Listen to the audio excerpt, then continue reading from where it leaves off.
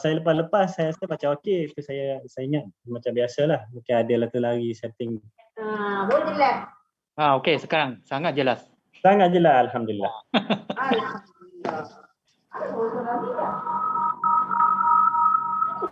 Okay, yang lain tolong mute-kan mic Kita bagi laluan kepada penceramah dulu. Video boleh tutup tak kamera? Kamera on kan dulu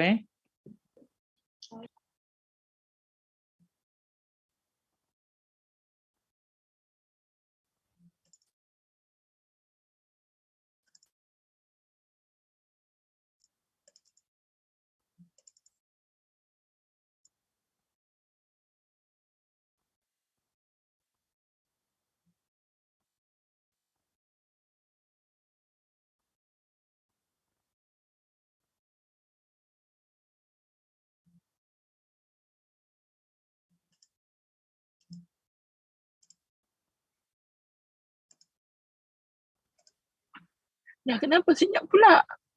Ada. Tengah buka slide. Tadi tutup semua kan.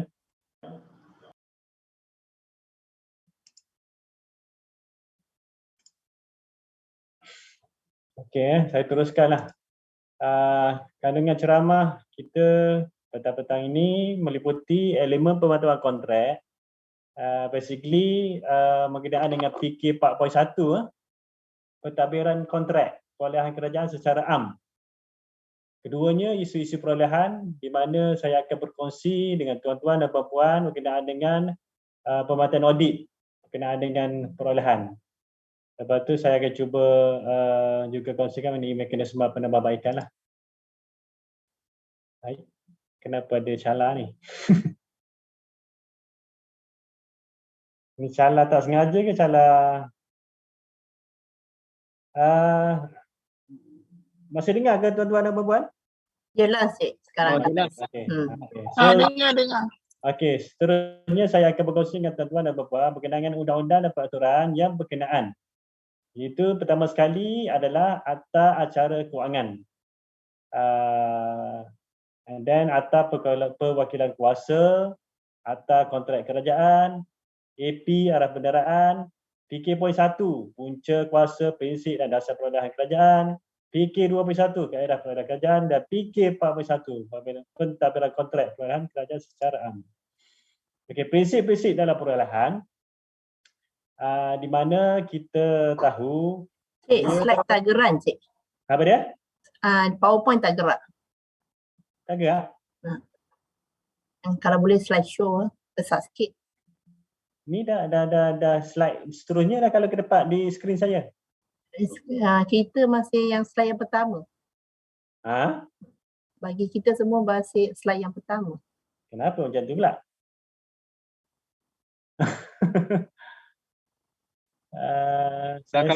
Kalau tak Encik Rizwan, kami urus dia dekat sini, kami paparkan.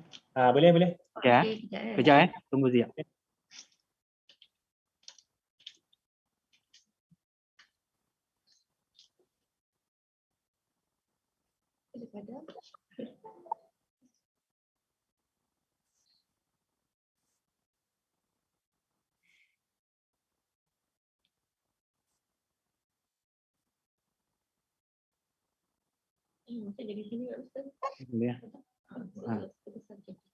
Next. Okey, Encik Rizwan. Okey. Boleh buat slide show. Ya. Kami dah paparkan. Okey. Boleh buat slide show tak?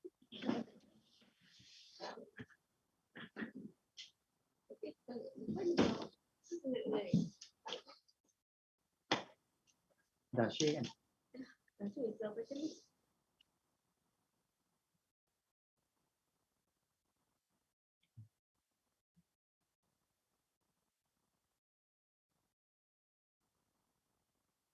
Kenapa tak ada di skrin Kejap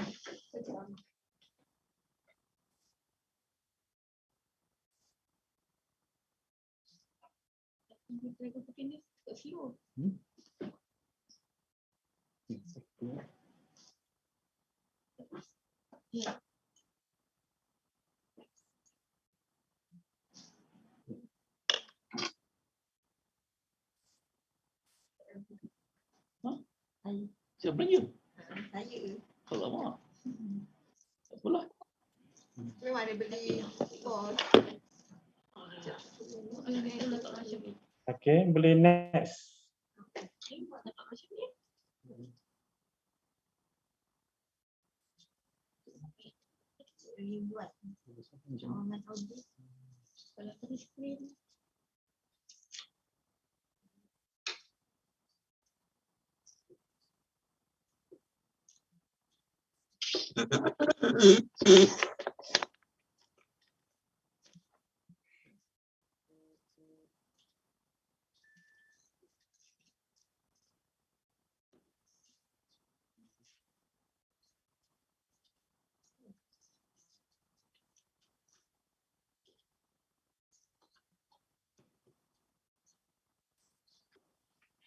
Tak boleh share.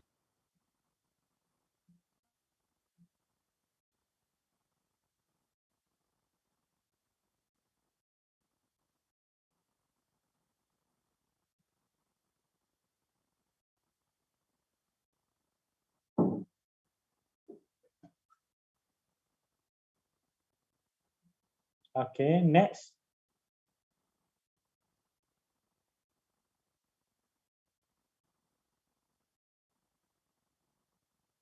Next.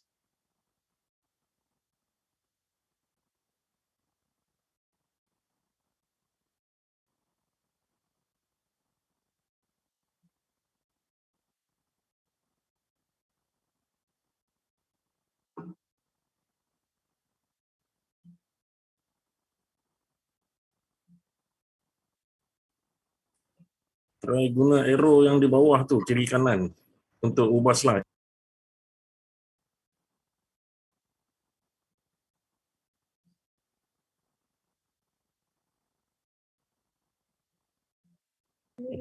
Macam mana? Cik? Ada arrow bulat tu kan? Try kiri kanan tu untuk ubah slide. Asalnya Ya, kena nampak. Kena buka zoom. Ya, pakai arrow boleh sepatutnya. Dia dah tengah share tu. Tengok tadi. Kena tekan balik. Hang.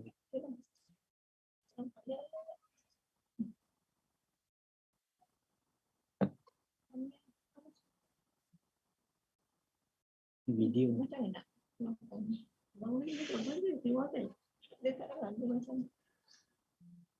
Tutup, tutup dulu banyak. Dia tutup. Nah, yang ini bukan ni. Tadi tu. Sekejap. Sekejap.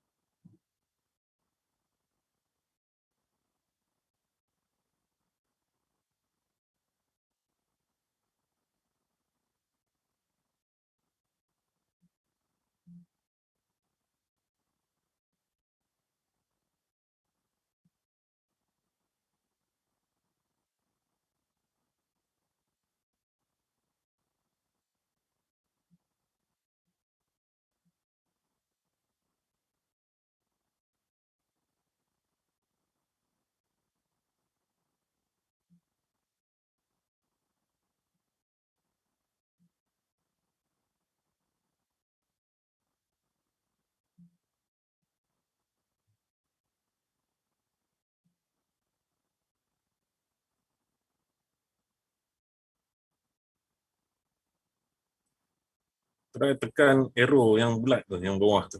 Dekat slide. Ya. Okey.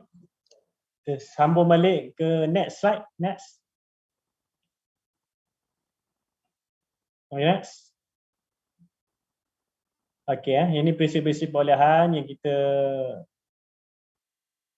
dapati di skrin menunjukkan ada beberapa prinsip dalam perolehan. Pertamanya, accountability awam. Kedua, diuruskan secara telus, transparan. Ketiga, nilai faedah yang terbaik, saingan terbuka, adil dan saksama. Ini prinsip perolehan secara umum. Seterusnya, next.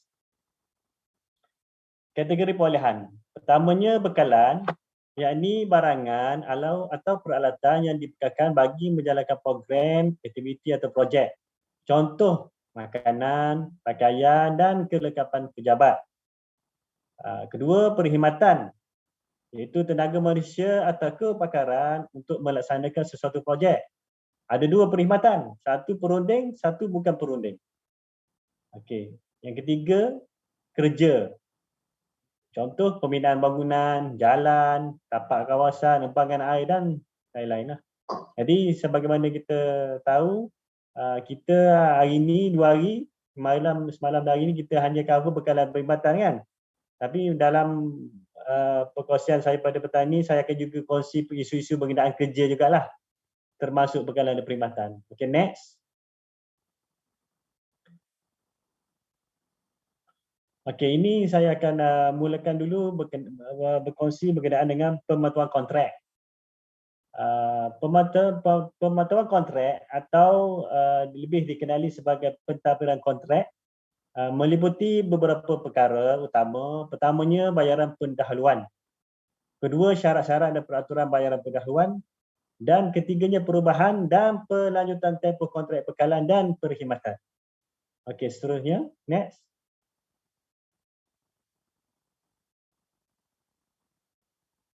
Masih dengar?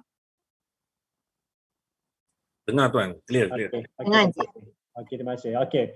Mula sekali, bayaran pendahuluan. Yang ini merujuk pada PK 4.1 untuk makluman tuan-tuan dan puan-puan. Bayaran pendahuluan dibenarkan kepada kontraktor tempatan sahaja. Kan, tidak terpakai kepada kontrak pusat dan juga perkhidmatan perunding. Untuk tender, pembuat atau pembekal jabatan sehingga 25% daripada nilai kontrak atau 10 juta. Mana lebih rendah?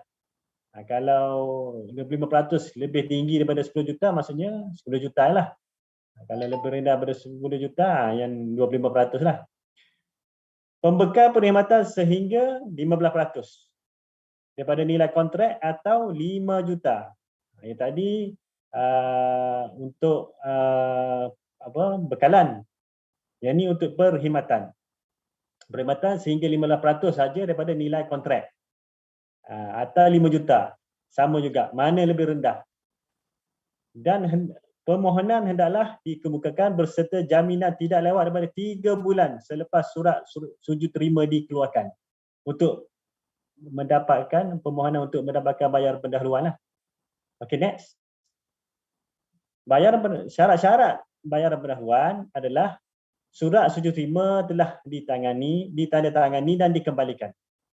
Bon pelaksanaan telah dikemukakan. Polisi-polisi insuran atau syarat-syarat kontrak telah dikemukakan. Dan jaminan yang sama nilai bayaran pendahuluan telah dikemukakan. So ini syarat untuk membolehkan bayaran pendahuluan diluluskan kepada pembekal atau penyedia perkhidmatan. Okey, seterusnya. Next. Bagi yang tadi untuk tender, maksudnya untuk nilai kontrak melebihi 500,000 lah. Yang ini sebuah harga. Sebuah harga syarat pembuat atau pembekal jabatan boleh mohon bayaran pendahuluan sehingga 25% daripada nilai kontrak atau 100,000. Mana yang lebih rendah? Jadi pembekal perkhidmatan pula sehingga 15% daripada nilai kontrak atau RM50,000, mana yang lebih rendah? Ini untuk sebuah harga, yang tadi untuk tender, yang ini untuk sebuah harga. Okay, next. Syarat-syarat untuk sebut harga dibenarkan bagi kontrak antara RM200,000 hingga RM500,000. Surat setuju terima telah ditandatangani dan dikembalikan sama. Polisi surat telah dikemukakan. Polisi jaminan bagi bayaran perhubungan hendaklah dikemukakan seperti ditetapkan dalam arahan perbendaharaan 200.2B. Jaminan pula hendaklah sama nilai dengan bayaran pendahuluan. Permohonan adalah dibuat tidak lebih daripada 1 bulan dari tarikh surat setuju terima. Dalam masa 1 bulan pertama dari tarikh surat setuju terima, permohonan kena dibuat untuk mendapatkan bayaran pendahuluan. Okey, seterusnya. Okay, next adalah berkenaan dengan perubahan dan pelanjutan tempoh kontrak bekalan dan perkhidmatan. Untuk tender, saya akan bahagikan pada 2 lah. Satu tender, satu sebut harga. Macam tuan-tuan dan puan ikuti slot yang sebelum ni lah, saya ingat pasal dia ada cover sebut harga dan tender bekalan dan perkhidmatan kan. Jadi saya pun akan pecahkan macam itulah, sebut tender, sebut harga, bekalan, perkhidmatan. Untuk tender, perubahan kontrak dan pelanjutan tempoh kontrak bagi perolehan persekutuan boleh diluluskan oleh pihak berkuasa yang meluluskan tender asal dengan syarat-syarat. Tempoh sah laku kontrak masih berkuat kuasa semasa permohonan. Perubahan kontrak dan pelanjutan tempoh kontrak tidak melibatkan perubahan kadar harga dan syarat-syarat lain. Next. Next slide. Okay. Seterusnya, pelanjutan tempoh kontrak hanya diberi sekali sahaja dan tempoh maksimum sehingga 2 tahun. Okey. Untuk pelanjutan hanya boleh diberi sekali saja pelanjutan tempoh dan tempoh maksimum hanya sehingga 2 tahun. Bagi kontrak bekalan tambahan kuantiti tidak melebihi 50%. Maksudnya dia boleh pergi sampai 150% lah. 150% daripada kontrak asal kan. Bagi kontrak bekalan tambahan kuantiti tidak melebihi 50% daripada kontrak asal. Tertakluk kepada nilai maksimum. Dia ada nilai maksimum pula. Maknanya maksimum 7.5 juta. Dan dengan syarat jumlah keseluruhan tambahan dan nilai kontrak asal tidak melebihi 25 juta. Okey? Jelas ha? Bagi kontrak perkhidmatan, nilai tambahan tidak melebihi 50% daripada kontrak asal tertakluk kepada nilai maksimum 7.5 juta juga dengan syarat jumlah tambahan dan nilai kontrak asal tidak melebihi 25 juta. Okey Asal dia punya terma tu dalam peraturan semua macam itulah, cuma takut kita nak lebih jelas, maksudnya yang 50% tu tambahan tidak lebih daripada 7.5 juta. Dan total pula kontrak asal dengan tambahan 50% tidak boleh 25 juta, lebih daripada 25 juta. Okey, next. Bagi perubahan kontrak dan pelanjutan tempoh kontrak selain daripada yang memenuhi syarat hendaklah dirujuk kepada pembendaraan untuk kelulusan. Yang tadi boleh dibuat oleh pihak berkuasa yang melulus, pihak jawatankuasa ni. Tapi kalau tidak penuhi syarat-syarat seperti yang disebutkan tadi, hendaklah merujuk kepada pembendaraan treasury lah. Perubahan kontrak dan pelanjutan tempoh pun hantaran yang tidak melibatkan tambahan kos boleh dibenarkan bagi tender oleh pentadbir kontrak tertakluk kepada syarat-syarat dalam kontrak. Okey. Okey, untuk sebut harga, perubahan kontrak dan pelanjutan tempoh kontrak bekalan dan perkhidmatan boleh diluluskan oleh pihak berkuasa yang meluluskan sebut harga asal dengan syarat dibenarkan bagi kontrak bernilai antara RM200,000 hingga RM500,000. Kontrak masih berkuat kuasa semasa pelanjutan tempoh kontrak dipertimbangkan. Okey, next. Kalau ada apa-apa yang tak jelas, tolong bagi tahu lah. Saya cuba jelaskan lagi ya. Okey, perubahan kontrak dan pelanjutan tempoh kontrak tidak melibatkan perubahan kadar harga dan syarat-syarat lain. Ini syarat-syarat dia lah yang untuk perubahan dan pelanjutan tempoh kontrak bekalan perkhidmatan ni.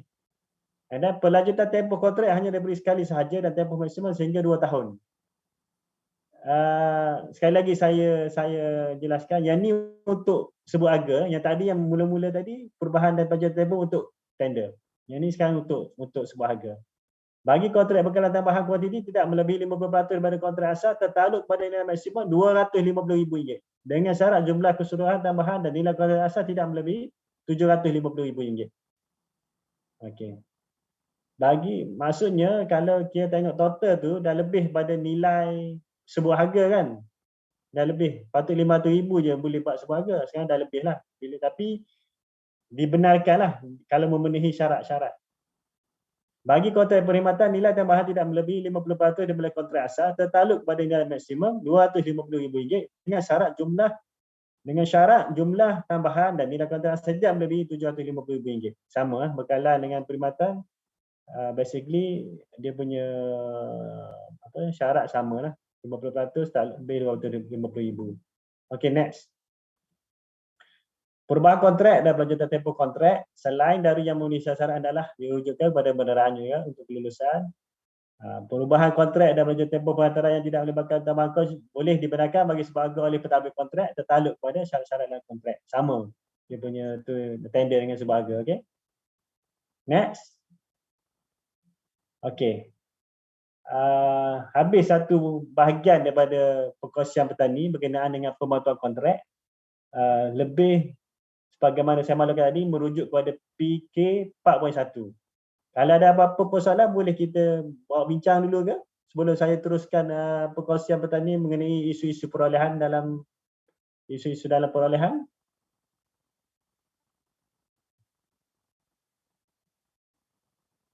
Ada?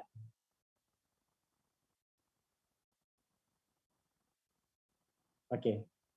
Saya teruskan dengan perkongsian mengenai pemantauan audit lah. Basically, saya akan kongsikan dengan tuan-tuan dan puan-puan pada petang ini berkenaan dengan isu perolehan yang kami temui semasa penauditan lah. Pertamanya, tempoh sah laku bond tidak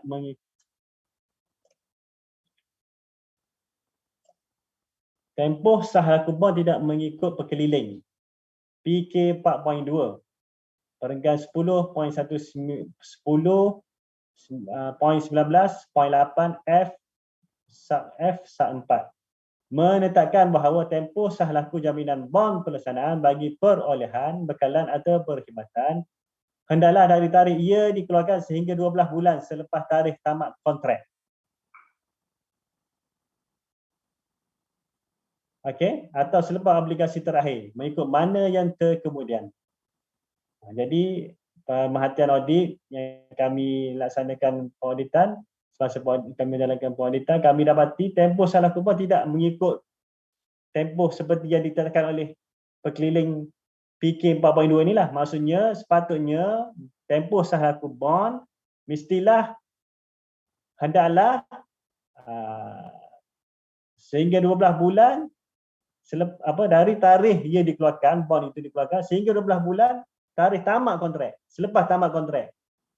Mana lepas tamat kontrak itu masih lagi sah bond pesanan itu masih boleh melindungi pihak kerajaan lah sehingga 12 bulan selepas tamat kontrak. Okey. Ini kami dapati ada berlaku di mana tempoh sah laku bond tidak mengikut perkeliling lah. Okey, next. Maklumat keputusan muktamad sebuah harga tidak dipamerkan. Ini berkenaan dengan perkeliling pembendaraan PK 2.1. Perenggan 7 sub 13 sub C sub 4. Itu menyatakan kaedah perolehan kerajaan menyatakan keputusan muktamad jawatan kuasa sebuah harga hendaklah dipamerkan di papan kenyataan jabatan atau laman web agensi dengan menyatakan nama syarikat yang berjaya, harga tawaran dan tempoh siap atau penghantaran secepat mungkin selepas pesanan kerajaan atau ina kerja dikeluarkan. Maksudnya, maklumat keputusan muktamad sebuah harga mesti dipamerkan kepada orang awam, orang ramai supaya perkara ini tadilah prinsip tadi hendaklah dilaksanakan secara telus, maksudnya tidak ada orang kata apa, maksudnya orang yang masuk dalam sebuah harga tender ni akan tahu kedudukan sebenar lah. Kalau dia tak berjaya pun mungkin dia sedar pasal apa dia tak berjaya, pasal kontraktor yang ditawarkan tu lebih kompetitif lah. Jadi tiada orang kata apa keraguan lah daripada dari segi penawaran sesuatu kontrak kepada pembekal atau kontraktor. Okey, jadi kami dapati ada berlaku di mana keputusan pertama sebagai tidak dipamerkan. Dipamerkan ni boleh sebenarnya ada pilihan lah, sama ada di papan kenyataan jabatan atau di laman web lah. Sekarang ni rasanya lebih banyak dilaksanakan melalui dipamerkan di laman web kan. Kalau saya inilah kalau ikut pengalaman saya rasa lebih banyak sekarang ni praktis dipamerkan di laman web agensi lah, lebih senang lah dan lebih senang di access lah oleh lebih ramai orang. Kalau di papan kenyataan jabatan, orang tu kena datang ke jabatan untuk tengok. Tapi kalau laman web, di mana-mana pun kita boleh access. Okay. Okay, next.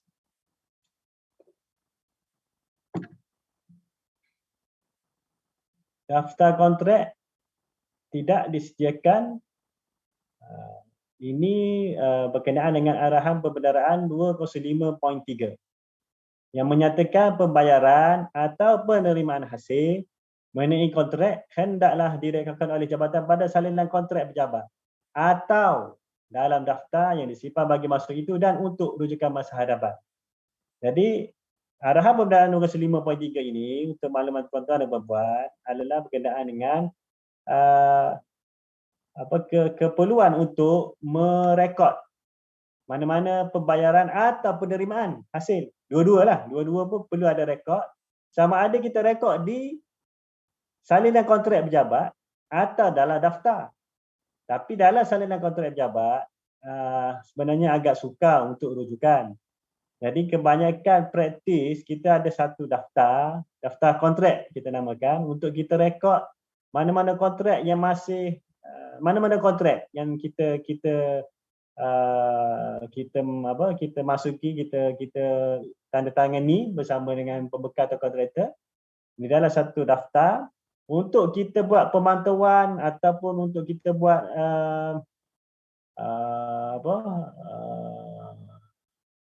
rujukan lah kan, mana supaya kita tidak terlepas pandang satunya bayaran, sama ada terlebih atau terkurang bayar lah. Maksudnya kita boleh monitor, pantau melalui daftar kontrak. Mudah, masa dia dalam satu buku je. Bila-bila bayaran dia buat pun kita ada rekod dalam tu. So kita boleh keep track lah. Bayaran dah ke depan ke belakang ke. Daripada situ kita boleh gunakan untuk rujukan. Jadi pemacam kami ada mendapat pengauditan kami mendapati ada di mana ada kes di mana daftar kontrak tidak disediakan. Okey, next. Ini lebih kepada KKM lah. Maknanya maksud saya ini berkenaan dengan kontrak perkhidmatan keselamatan. Di mana clocking point tidak dinyatakan dengan jelas dalam kontrak. Klausul perjanjian perkhidmatan kawalan keselamatan menyatakan kontraktor bertanggungjawab untuk membekalkan perkhidmatan kawalan keselamatan tanpa senjata di premis dan keseluruhan kawasan sekitar hospital dan lokasi rondaan dan clocking point seperti dirajah A dalam kontrak. Jadi isu yang kami temui dalam kontrak dia ada rajah seperti di rajah A. Jadi rajah A ni dalam dia bersama dengan kontrak itulah, lampiran dalam kontrak itu ada menunjukkan tempat-tempat yang perlu dipanggil tempat-tempat yang mesti clocking point ni, tempat pengawal keselamatan buat round, dia kena buat rekod dia telah melalui kawasan tersebut. Tetapi di mana kami dapati ada kes di mana dalam kontrak rajah A ni kosong. Di kontrak ni adalah standard. Semuanya sama, dah menggunakan satu template lah, satu jenis kontrak yang sama, cuma bagi menentukan sesuatu tempat menentukan clocking point di salah satu PDJ. PDJ itu hendaklah menentukan dan melakarkan atau menandakan titik-titik untuk clocking point dalam raja A dalam kontrak. Kalau tidak ditandakan dengan jelas dalam kontrak, maksudnya kita tak boleh nak kuat-kuasakan perjanjian itu di mana kontrak pegawai keselamatan mesti melalui poin-poin yang kita telah tetapkan, pasal kita tak tandakan betul-betul dalam raja A itu. Kosong dalam kontrak. Maksudnya kalau kita dalam klausul kontrak ini dia ada mengandungi klausul-klausul yang menunjukkan yang membolehkan pihak kerajaan untuk membuat potongan bayaran sekiranya pegawai kontraktor kawalan keselamatan tidak memberikan perkhidmatan yang sepatutnya, seperti melakukan rodaan mengikut kekerapan dan melalui clocking point yang tertentu. Sepatutnya kita ada hak untuk buat potongan sekiranya dia tidak patuhi perkara-perkara yang termaktub dalam perjanjian. Tetapi sekiranya clocking point ini tidak dinyatakan dengan jelas, kita tak boleh nak ada asas untuk buat potongan sekiranya, dan kita tak boleh nak tentukan dia dah buat ke ikut perjanjian ke tak pun kita tak boleh nak tentukan. Pasal tak ada asas yang untuk menentukan sama ada kontrak telah dipatuhi atau tidak. Pasal kita tak spesifik, tidak nyatakan dengan jelas dalam kontrak itu di mana clocking point yang sepatutnya pegawai keselamatan perlu buat rondaan. Jelas Maknanya kita kena make sure bila kita dapat salinan kontrak, sebelum kita tangani, kita make sure rajah A dalam kontrak itu, lampiran tu kita tanda betul-betul kat mana clocking point di PDJ yang perlu dibuat ronda oleh pegawai keselamatan. Okay, next. Ini berkenaan dengan isu yang tadi juga, potongan tidak dibuatkan kegagalan membuat rondaan dan clocking. Klausul 6.1C perjanjian menyatakan kerajaan berhak memotong bayaran perkhidmatan sekiranya pegawai keselamatan tidak menjalankan rondaan dan clocking, termasuk kelewatan melaksanakan rondaan dan clocking di tempat-tempat yang telah ditetapkan dalam perjanjian. Sebab tu tadi, kalau kita tak tetapkan tempat-tempat yang ditetapkan dalam perjanjian, maksudnya kita tinggal kosongnya rajah A dalam kontrak, kita tak ada asas pun untuk buat potongan. Tapi yang dalam kes ni, kita ada asas, kita dah ada tempat-tempat rondaan clocking point. Tapi kita pula tak buat potongan. Maknanya pegawai keselamatan telah tidak melaksanakan rondaan dan clocking point seperti mana yang telah ditetapkan dalam perjanjian, tapi kita gagal untuk buat potongan dalam pembayaran kepada kontraktor. Ini isu yang berkaitan lah. Okay, next.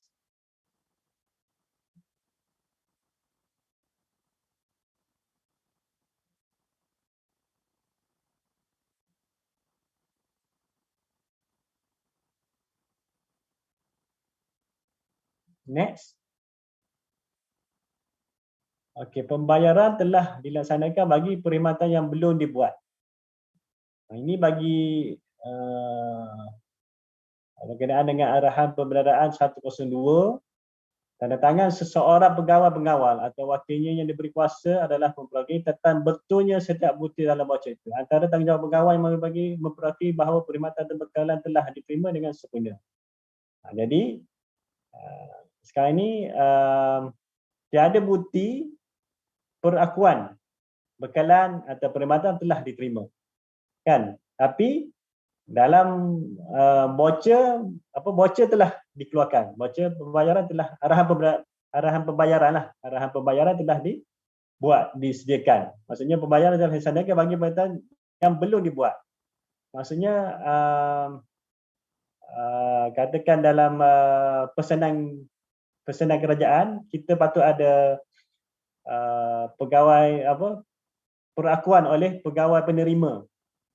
kan di belakang tu memperakui bahawasanya kualiti dan spesifikasi adalah seperti mana yang dipesan ataupun yang dibuat dibuat pesanan kan. Jadi butiran itu tidak ditandatangani maksudnya, tapi arah pembayaran telah dibuat juga. Maksudnya ini satu lagi berkenaan dengan perakuan. Dia boleh jadi juga memang ini mungkin berkenaan dengan tanda tangan yang tidak diturunkan di atas pesanan tempatan, tapi yang lebih serius adalah memang barang ataupun perkhidmatan masih belum diterima tapi bayaran telah dibuat. Perkara ini boleh terjadi untuk perkongsian tuan-tuan dengan tuan-tuan dan puan-puan sekiranya kita membuat pemolehan pada hujung tahun. Kiranya kita ada di dalam kementerian kita contohnya ataupun ini, kita ada lebihan peruntukan di mana sebelum tarikh penutupan akaun ditawarkan mana-mana PDJ yang masih memerlukan peruntukan. Mungkin ada PDJ yang lebih peruntukan, jadi dia buka kepada PDJ dalam kementerian sama yang mana memerlukan peruntukan tapi tempohnya dah hampir kepada tarikh penutupan akaun. Jadi sekiranya berlaku ada PDJ yang sanggup menerima lebihan peruntukan tadi, membuat perolehan pada akhir tahun, kemungkinan untuk dia membuat pembayaran sebelum perkhidmatan diterima adalah agak tinggi kemungkinannya kerana dia mengejar masa untuk menyediakan arahan pembayaran sebelum tarikh tutup akaun. Sedangkan pembekal belum dapat menyediakan perkhidmatan atau bekalan yang berkenaan. So dia akan berlaku pembayaran lebih dulu kerana mengejar tarikh penutupan akaun supaya peruntukan tahun semasa dapat digunakan. Ini pun satu isu yang lebih serius lah. Yang ni mungkin isu yang dikongsikan di layar sekarang berkenaan dengan perakuan. Pegawai penerima tidak memperakui perkhidmatan dan bekalan telah diterima dengan sempurna tadi di belakang pesanan tempatan. Tapi juga menyalahilah arahan pendaraan 102 kerana perlunya mengesahan penerimaan perkhidmatan atau bekalan baru bayaran sepatutnya dibuat. Okey? Okey, next. Isu seterusnya berkenaan dengan surat sujud terima atau lebih dikenali sebagai SST dikeluarkan hampir 1 tahun dari tarikh keputusan sebut harga. Lama, 1 tahun baru nak keluarkan SST ni maksudnya kalau melibatkan peruntukan pun dah masalah ni kan, dah melangkaui tahun. Memerlukan peruntukan baru kan untuk ataupun memerlukan tambahan peruntukan pada tahun yang seterusnya dan sebagainya lah. Jadi mengikut PK 4.2 perenggan 3.2, SST hendaklah dikeluarkan kepada syarikat yang berjaya secepat mungkin. Sebaik saja keputusan pihak berkuasa melulus PPM iaitu terdiri pada Kementerian Kewangan atau lembaga perolehan atau jabatan kasar sebut harga atau pegawai diperolehi.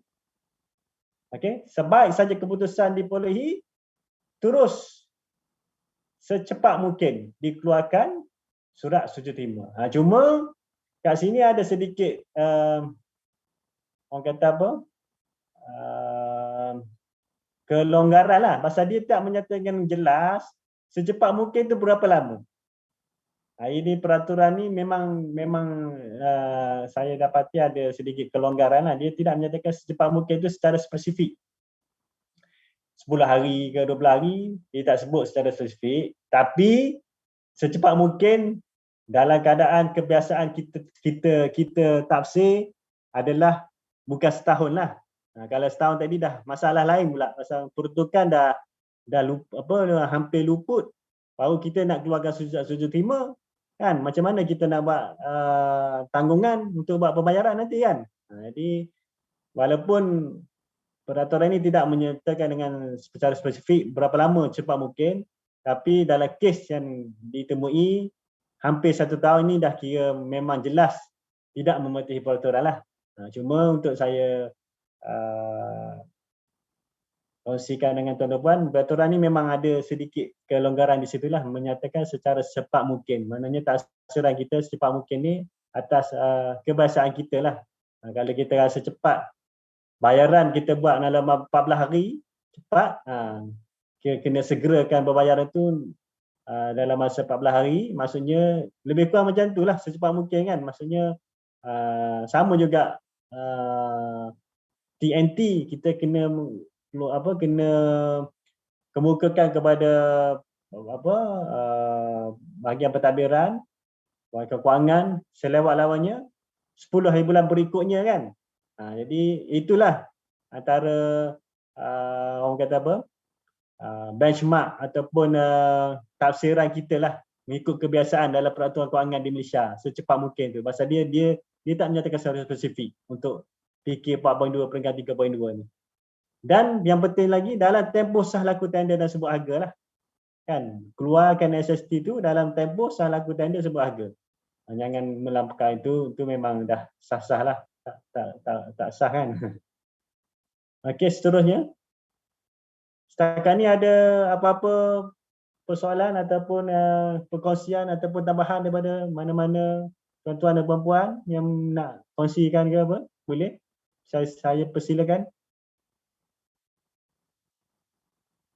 Saya tengok kat sini ramai, ada 223 seluruh Malaysia ke?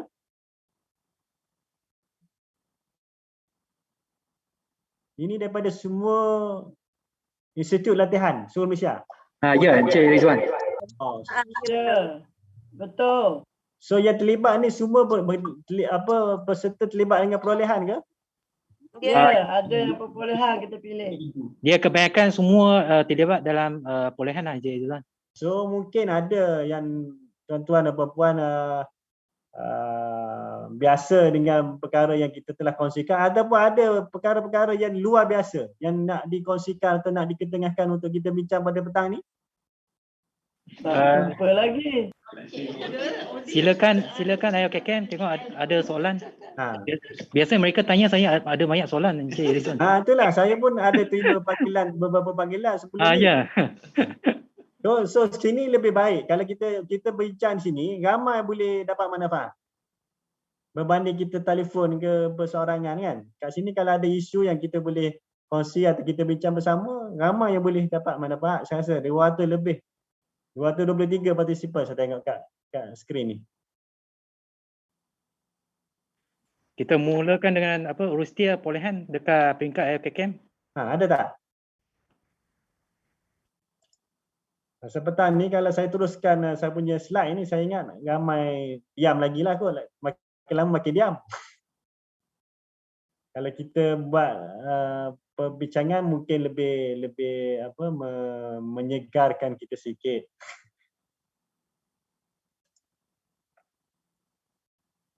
Ada tak?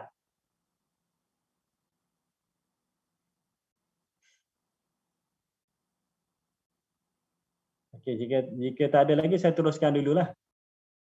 Untuk isu seterusnya yang kami temui dalam pengauditan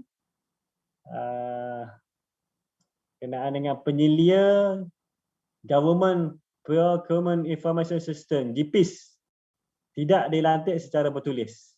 GPIS yang ni yang lama lah actually, tapi dia telah dikatakan dengan MyGPIS kan. Sekarang MyGPIS kan tuan-tuan dan puan-puan kan. Jadi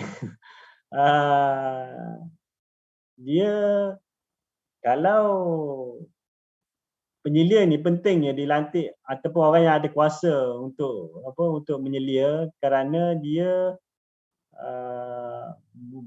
bertindak untuk memastikan kemasukan dan kesahihan data ke dalam GPIS. Cuma minta maaf, saya rasa kalau MyGPIS sekarang kita link dengan IGF Mas ke sekarang? Automatik ke dia link dengan IGF Mas untuk pengesahan? Betul ke? Dulu kita kena GPIS, kita kena key in berasingan. Dia Sekarang kalau ikutkan dia akan tarik daripada sistem EP, Encik Rizwan. automatik EP. EP, automatik kecuali kerja lah. Sebab kerja tidak melalui EP, kena key in manual. Okay, so that's why saya rasa ada improvement lah. Dulu kalau kami buat audit, GPIS ni tak update. Banyak pejabat yang tak update GPIS pasal dia kena key in berasingan kan. Betul, sebelum ni perlu key in. Jadi sekarang MyGPIS saya rasa dari segi up to date tak ada masalah. Cuma isunya mungkin penyelia jugalah, penyelia untuk tapi yang ni pun dia lebih pasal dah daripada perolehan EP, dia mungkin dah ada embedded control lah, maksudnya kesahihan data tu tak ada keraguan sangat lah pasal dia dah auto daripada EP kan. Okay, next.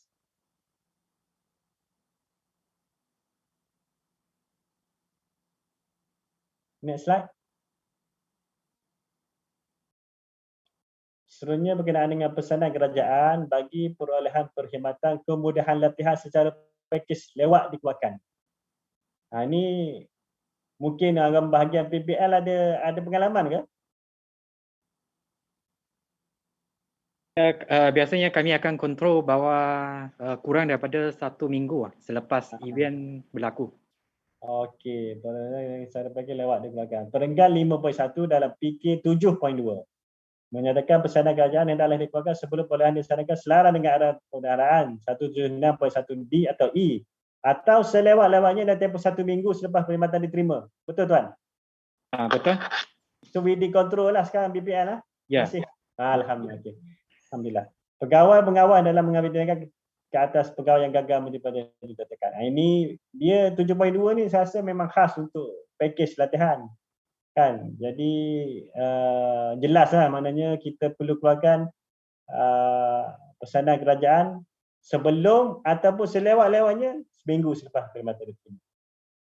Okey, next. Perolehan tidak didaftarkan. Yang ni pun saya rasa dah tak berlaku lah. Okey, next. Okey, berkenaan dengan arahan pembendaraan 169.1.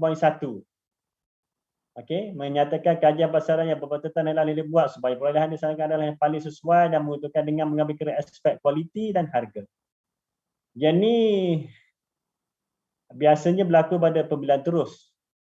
Biasanya lah, pasal sebuah harga ada tender memang kita ada syarat 5 sebuah harga dan seterusnya kan. Jadi yang ni lebih kepada pembelian terus bawah 20,000 punya perolehan. Jadi kita dulu kalau tuan-tuan dan puan-puan ingat kita tak spesifik kajian pasaran ni. Maksudnya as long as kita ada buat perbandingan harga dengan pembelian sebelum ataupun dengan mana-mana perbandingan kita buat dah dikira kajian pasaran. Tapi sejak tak silap saya dalam masa lebih kurang 10 tahun lah juga dah lama dah, arah pembendaraan telah menyatakan dengan jelas untuk mana-mana pembelian terus kita hendaklah ada sekurang-kurangnya 3 quotation. Kan? 3 quotation untuk bukti kajian pasaran telah dilaksanakan. Okey? Jadi maknanya lebih jelas peraturan sekarang, maksudnya kita kena ada 3 quotation tu dilampirkan bersamalah ataupun sebagai bukti yang kita telah buat kajian pasaran dan telah mendapatkan harga yang paling kompetitif lah. Okay, next. PK 2.1. Kaedah perolehan perenggan 7/9 A menyatakan semua sebuah harga yang diterima hendaklah dikaji dan dinilai oleh jabatan kasar penilai sebelum show dibuat kepada jabatan kasar sebuah harga. Sebuah harga yang paling menguntungkan kerajaan hendaklah disyorkan. Jadi pemerhatian audit, dokumen sokongan berkaitan mendapati Jawatankuasa sebagai tidak melantik kontraktor yang disyorkan oleh jawatankuasa penilai tanpa memukakan sebab. Kan, maksudnya biasanya kita ada jawatankuasa tadi kan kita dah cover slot semalam ke hari ni kan. Jawatankuasa kewangan dan juga jawatankuasa teknikal kan. Jadi dua-dua ni memainkan peranan untuk mengesyorkan kepada jawatankuasa induk untuk melantik kontraktor yang paling kompetitif. Tapi dalam kes yang kami temui di mana jawatankuasa sebagai tidak melantik kontraktor yang disyorkan tanpa memukakan justifikasi lah. Ada juga kes di mana kontraktor yang dilantik tidak mengikut show tapi dengan justifikasi. Yang ni tanpa justifikasi. Okey, jelas? Ada apa-apa persoalan?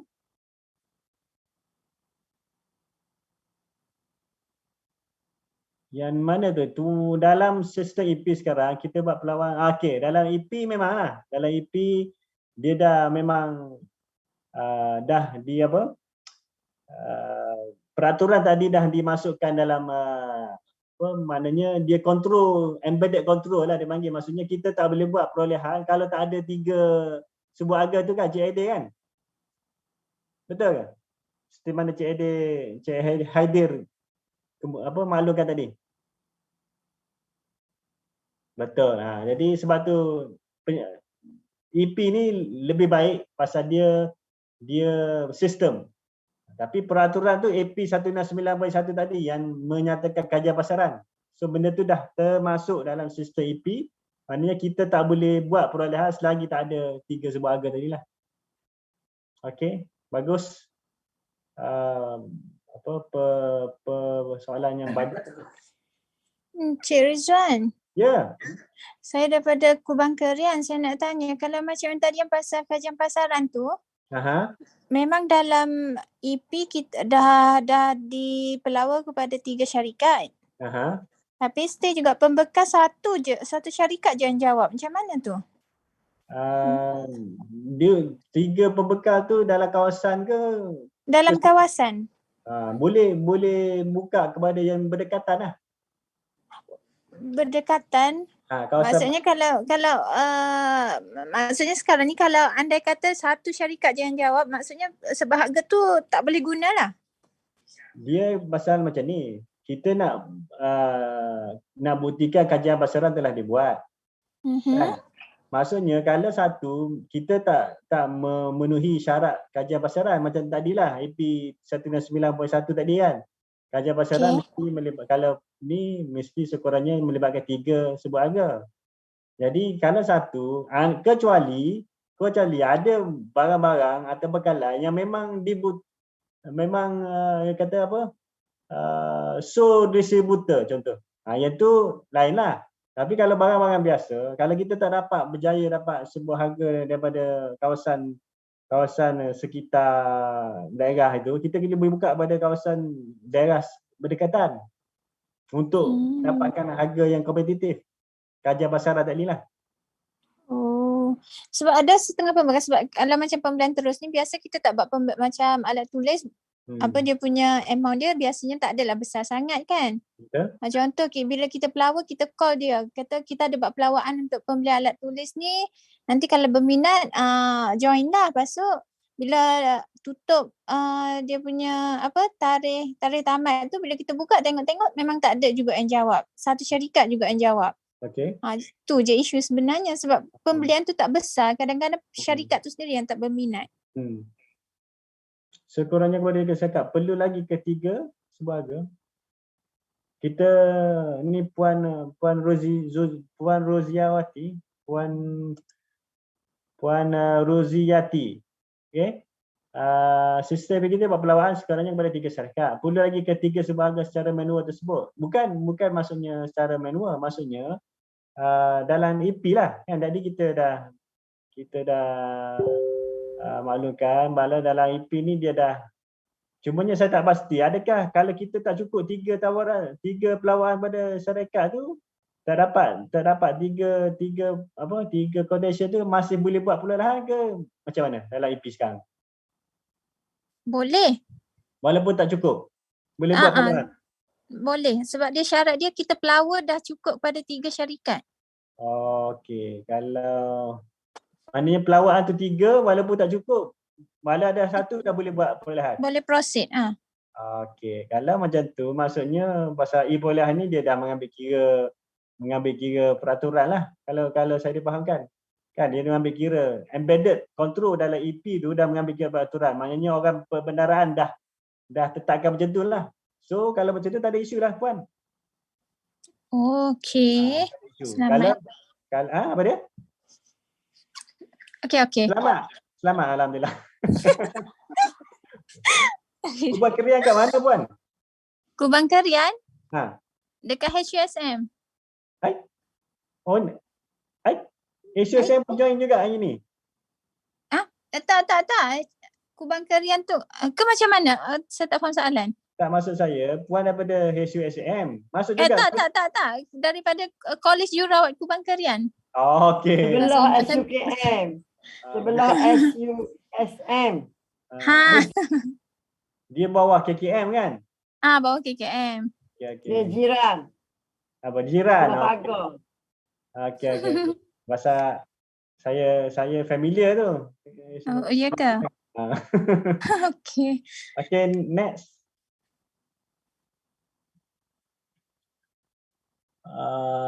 Okey, PK 2.1 kaedah perolehan perenggan 79A.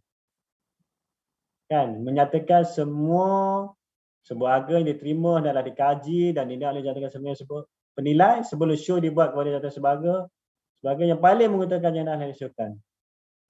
Macam dah lepas ni. Dah lepas lah, next lah. Next slide.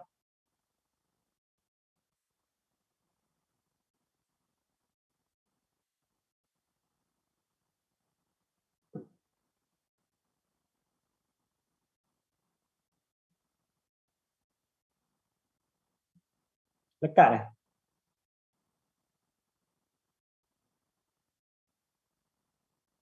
Okey.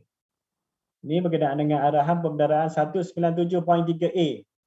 Menyatakan bahawa adalah menjadi kewajipan Rustia yang menguruskan tender atau sebut harga yang diterima dan membuat syuk kepada lembaga perolehan atau jatuhkan sebut harga.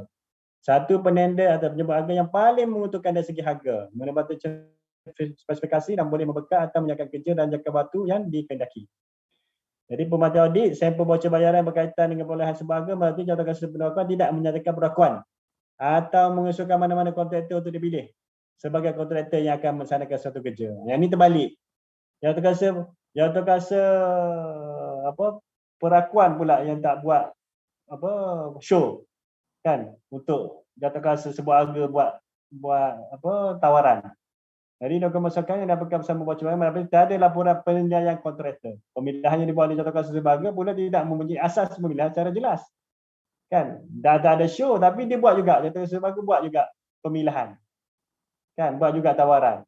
Jadi ini isu yang serius lah pasal seolah-olah apa yang kita belajar tapi yang ni saya rasa kes ni tak boleh berlaku lah kalau dalam environment e-perolehan. Betul tak? Dalam environment e-perolehan boleh tak berlaku ni?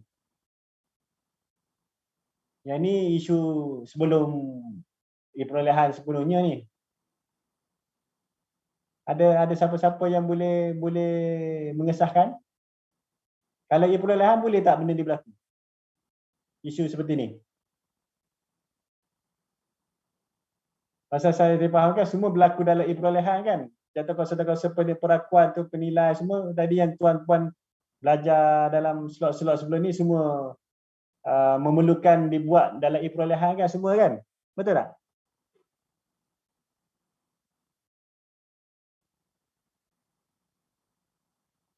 Dia betul Tuan. Dia perlu melalui proses pembuka penilaian teknikal kewangan dulu. Semua melalui perolehan kan? Maksudnya tak ada benda ni satu step tak boleh teruskan kan? Betul. Maksudnya kalau kecuali kerja lah.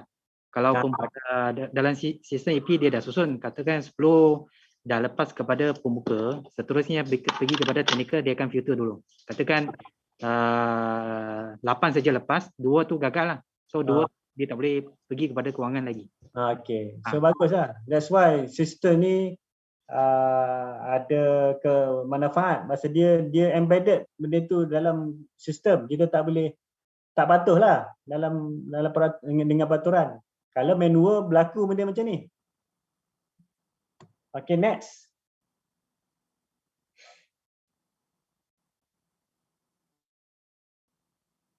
Okey, mengikut arahan Pembendaraan 99, semua bocor bayaran hendaklah disokong dengan dokumen sokongan yang lengkap untuk membolehkan ini disemak okey, saya baca dulu soalan daripada Puan Hasriza. Untuk penyelenggaraan kenderaan perlukah 3 quotation jika pembekal adalah syarikat pembuat. Contoh kenderaan Toyota, hantar servis di Toyota juga. So masih perlu 3 quotation lagi ke? Yang ni saya rasa dia ada pengecualian kan untuk kenderaan. Kita macam kita beli kenderaan memang tempoh tanggungan apa semua pun ada, and then kita biasanya pergi ke tempat yang ejen kan, ejen jenama kenderaan tersebut lah. Kan? Betul tak? Ni tadi siapa? Puan Hasliza daripada mana ni? Salam Ya betul. Okey. So yang ni ada pengecualian ni untuk kenderaan. Okey, seterusnya dah next tadi tak habis lagi. Okey, arahan Pembendaraan 99 menghendaki semua bocor bayaran disokong dengan dokumen sokongan yang lengkap untuk membolehkannya disemak tanpa merujuk pada apa-apa dokumen selain dari yang dikembangkan kepadanya. Okey, jelas tak arahan pembendaraan ini? Maksudnya dalam bocor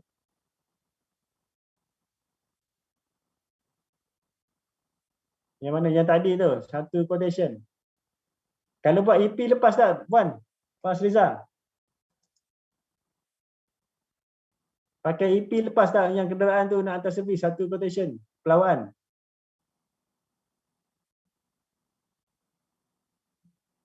So okey lah tu. Kalau lepas tu maksudnya dia mematuhi peraturan. Saya berdasarkan perolehan ni dia melalui proses perbincangan dengan bahagian treasury apa semua. So kalau lepas tu memang tak ada masalah lah, insyaAllah.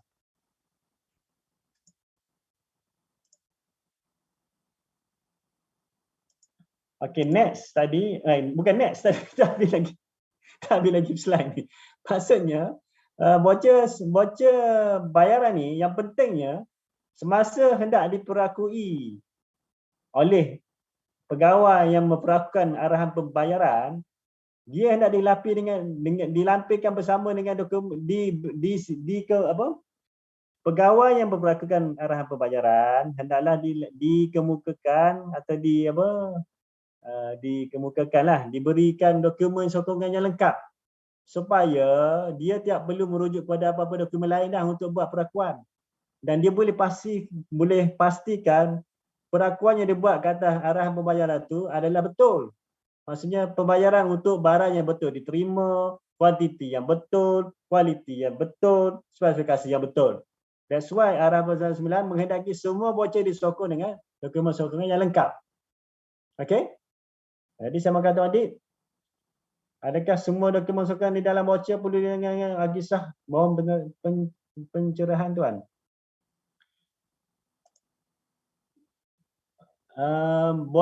Dalam bocor dokumen sokongan mesti yang original tuan.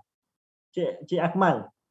Dia bukan boleh ditangani pisah. Dia sepatutnya dokumen sokongan dalam bocor ni mesti yang salinan asal.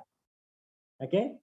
Jadi soalan tuan tu kalau bocor boleh ditangani pisah tu saya rasa untuk salinan kan. Jadi untuk bocor bayaran kena salinan asal, original. Jadi ada isu mendapati bocor bayaran tidak dikenakan dengan dokumen sokongan yang lengkap. Bila voucher tak dilampirkan dengan dokumen sokongan lengkap, macam mana kita nak nak pastikan untuk pegawai yang memperakui voucher dah sememangnya mempunyai maklumat yang cukup untuk memperakui voucher. Arahan pembayaran, voucher lah. Dulu nama voucher bayaran, sekarang arahan pembayaran ya. Saya pun selalu pakai voucher bayaran lah.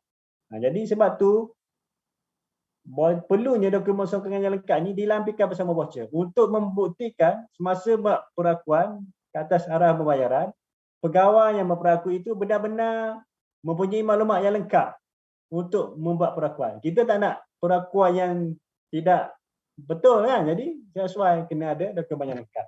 Okay, next.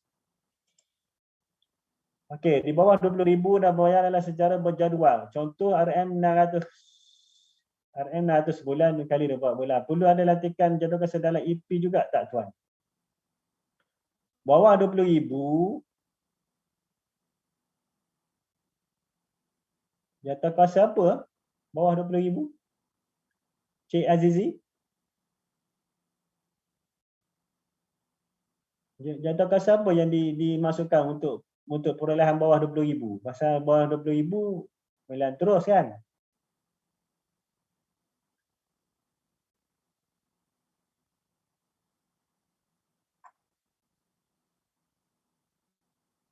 Mungkin memerlukan jatuh kuasa penilaian. Saya tak pasti. Kalau dalam EP mungkin ada syarat tambahan, saya tak pastilah. Kalau ikutkan biasa tak adalah bawah 20,000. Tadilah perlukan penawaran tiga pelawaan ni kan. Kes apa ni Tuan Cik Azizi?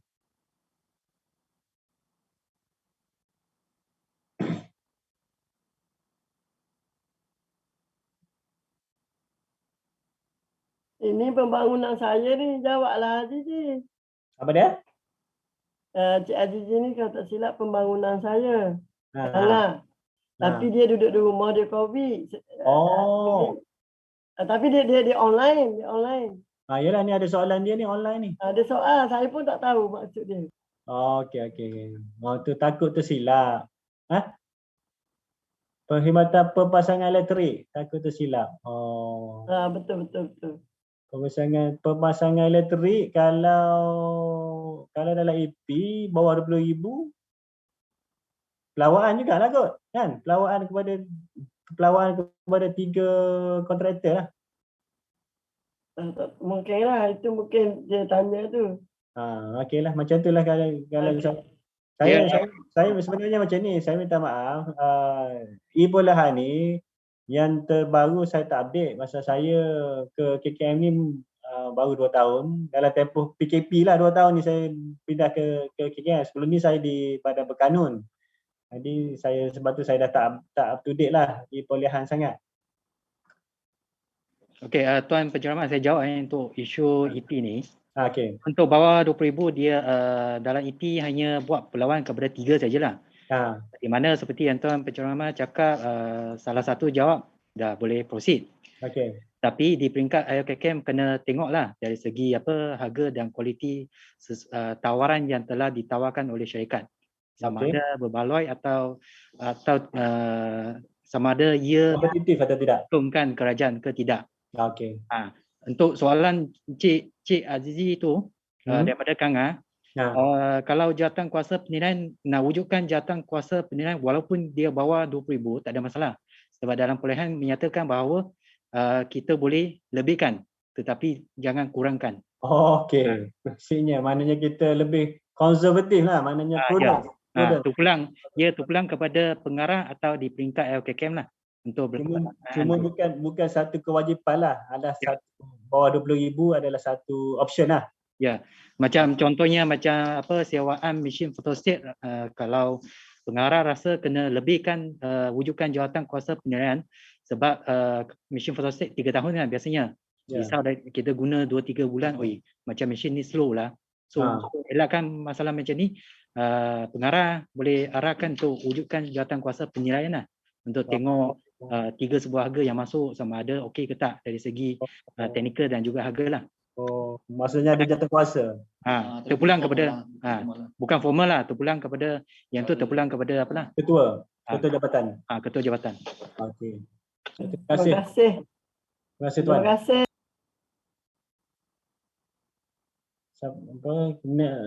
Seterusnya berkenaan dengan Perkeliling Perbendaharaan Malaysia PK 2.1 juga bilangan 7 Sat 8 Sat B Sat 2. Ahli jawatankuasa pembuka sebuah harga adalah terdiri pada sekurang-kurangnya 2 orang pegawai yang mana seorang daripadanya adalah daripada Kumpulan Pengurusan dan Profesional. Okey, jadi saya makan audit mendapati pelantikan ahli jawatankuasa pembuka sebuah harga di Jabatan X adalah tidak tepat, di mana ahlinya adalah daripada penolong jurutera kanan dan pembantu taktib. Jadi dia kata sekurangnya 2 orang. Betul 2 orang, tapi syarat dia mesti seorang satu PMP. Jadi ini pun kena diberi perhatian lah. Okay, next.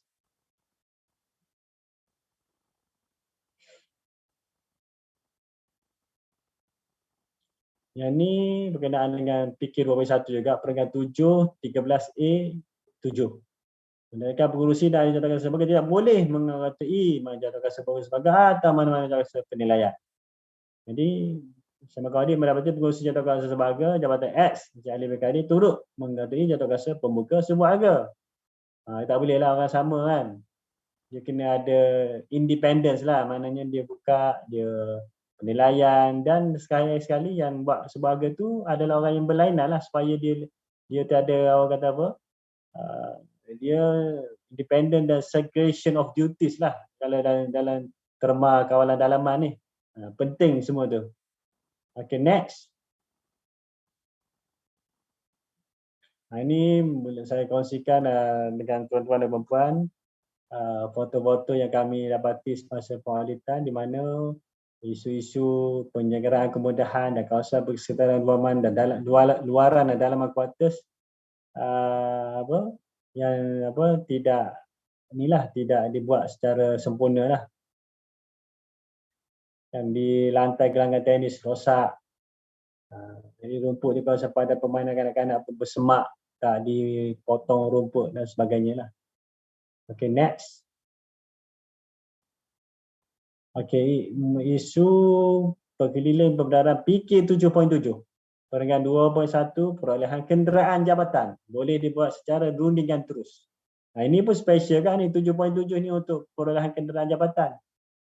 Ini boleh dibuat. Jadi pun tadi isu lebih kurang tadi lah yang pergi servis tadi tu. Dia samalah, dia punya prinsip. Pasal dia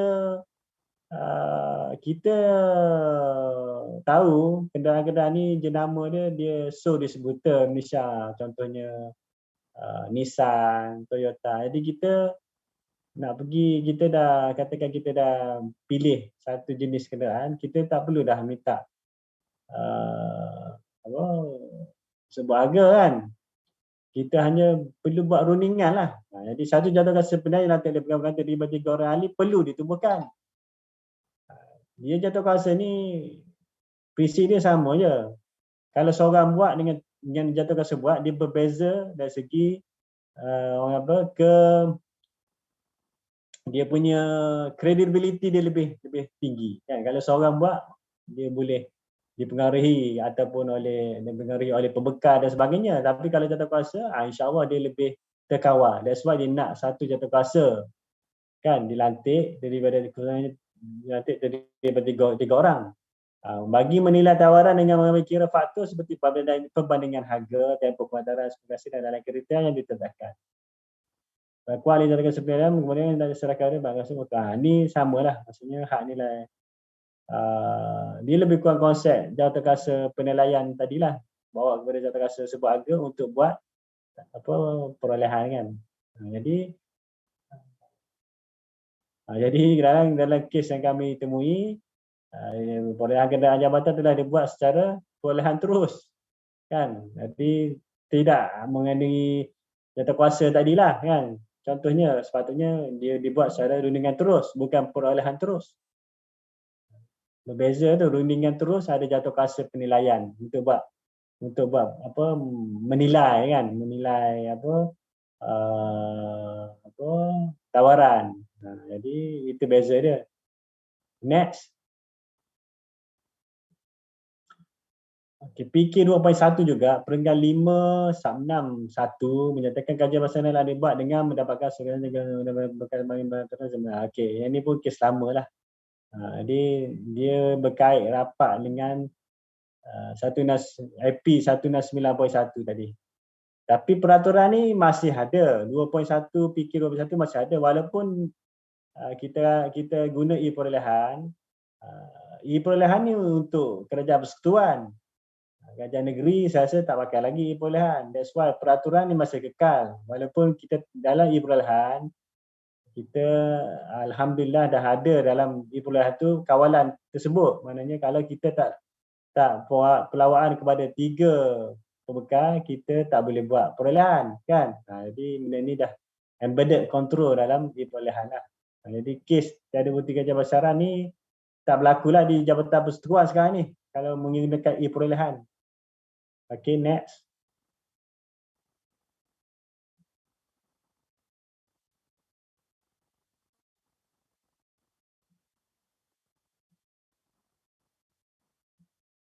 Next slide. Okey, perenggan 12.1 laporan 1 kepada SPP bilangan 5 tahun 2009. Mengendaki indeks kerja dikurangkan segera keluarga berjaya setelah menerima keputusan dan jawatan sebuah harga. Dokumen sebuah harga hendaklah disertakan bersama indeks sebagai terjelas. Ini obligasinya. Butiran dalam indeks tersebut sepatutnya diisi dengan lengkap dan disahkan oleh pegawai indeks sebelum dikeluarkan oleh kontraktor yang telah dipilih untuk melaksanakan kerja perkiraan. Jadi pihak audit ada dapati indeks dikeluarkan tidak lengkap seperti tiada tarikh indeks, tarikh kerja patut siap dan tarikh pengesahan siap kerja oleh penyedia kerja. Kan? Jadi isu dia kalau kita tak ada tarikh, banyak perkara yang kita tak boleh buat ambil kita kuasakan peraturan. Contohnya kalau lewat apa patut kontraktor buat. Jadi kita tak boleh tentukan lewat atau tidak kalau tak ada tarikh. Dan yang lebih serius tadi, tarikh pengesahan siap kerja pun kita tak ada. Jadi macam mana kita nak pastikan satunya pembayaran segera dan kelewatan tidak berlaku dari segi penyiapan tarikh siap kerja. Jadi sepatutnya indeks kerja ni diisi dengan lengkap supaya perkara-perkara tadi dapat diberi pertimbangan lah, sama ada perlu denda lewat ke ataupun apa-apa hak kerajaan yang boleh kita lindungi lah kan. That's why kena lengkap lah indeks. Okay, next. Ini berkenaan dengan AP, arahan penderaan 103A menghendaki ketua jabatan atau ketua pejabat meminta supaya semua bil dan tuntutan. Yang ni 103 ni menghendaki ketua jabatan untuk meminta semua bil dan tuntutan disampaikan dengan segera.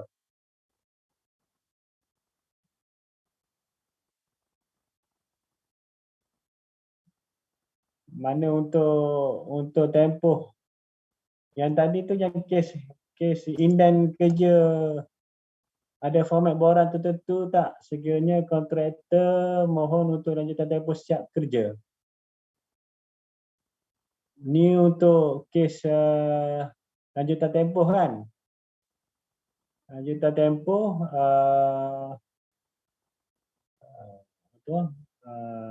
kena buat borang permandangan lanjutan tempoh. Saya pun tak pasti ada ke buat melalui surat. Saya tak pasti ni. Saya rasa surat. Surat je kan? Surat. Surat permohonan lanjutan tempoh. Takut saya silap. Itu pun anak buah saya. Itu pun Azizi anak buah saya. Okey. Kanga. Kalau ada orang lain boleh kongsi, saya rasa surat lah. Tak ada borang spesifik. Jadi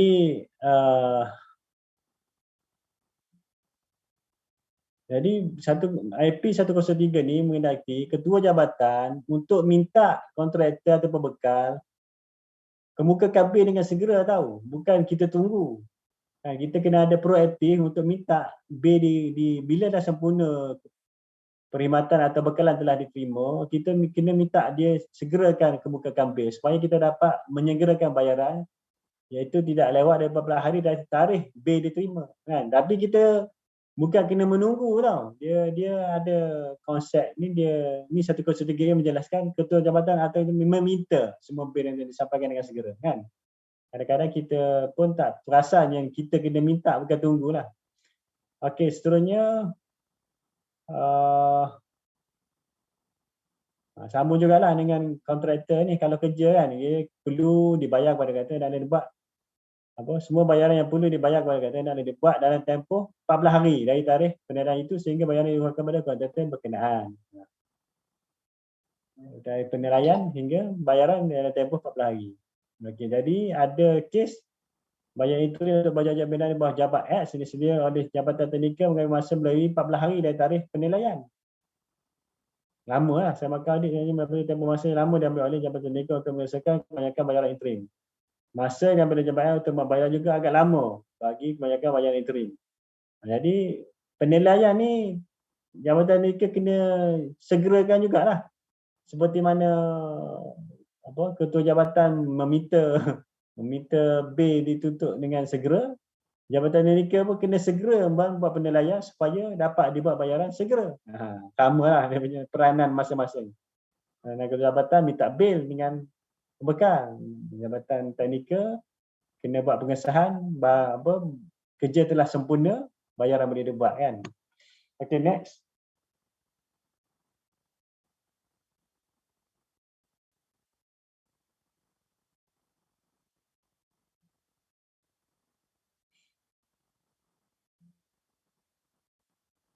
Next slide.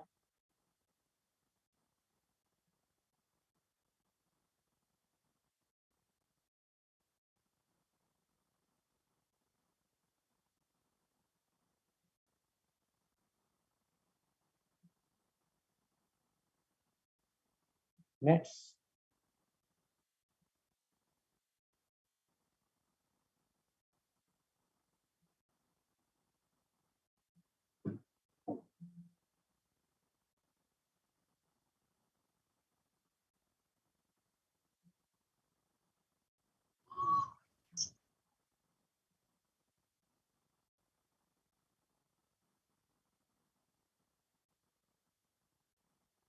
Tak boleh.